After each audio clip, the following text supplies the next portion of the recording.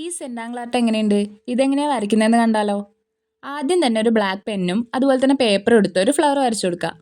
അതിൻ്റേതുപോലെ തോന്നിക്കുന്ന കുറേ പെറ്റൽസ് വെച്ച് ആ പേജ് ഫുള്ള് കംപ്ലീറ്റ് ചെയ്ത് വരച്ചെടുക്കുക. അത് ഞാൻ കുറച്ചും കൂടെ ഡാർക്കനാക്കി എടുക്കുന്നുണ്ട് കേട്ടോ. പിന്നെ ഈ പെറ്റൽസിന് ഷേപ്പിലൊന്നും കാര്യമില്ല. പിന്നെ സെൻഡാംഗിൾ ആർട്ടിൻ്റെ തന്നെ മെയിൻ പ്രത്യേകത എന്ന് പറയുന്നത് അങ്ങനെ വലിയ പെർഫെക്ഷൻ ഒന്നും ആവശ്യമില്ല എന്നുള്ളതാണല്ലോ.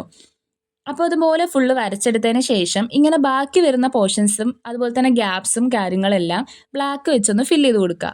പിന്നെ ഓരോ പെറ്റൽസിലും ഇതുപോലെ കണ്ടിന്യൂസ് ആയിട്ട് ലൈൻസ് വരച്ചു കൊടുക്കുക. ഈ ഭാഗമാണ് ഏറ്റവും അടിപൊളിയായിട്ടുള്ള ഒരു പാർട്ട്. ഇതൊരു കാമിങ് എഫക്റ്റ് പ്രൊവൈഡ് ചെയ്യും. അതുപോലെ തന്നെ ഒരു കോൺസെൻട്രേഷനും കാര്യങ്ങളൊക്കെ ഇമ്പ്രൂവ് ചെയ്യാനായിട്ട് ഹെൽപ്പ് ചെയ്യും.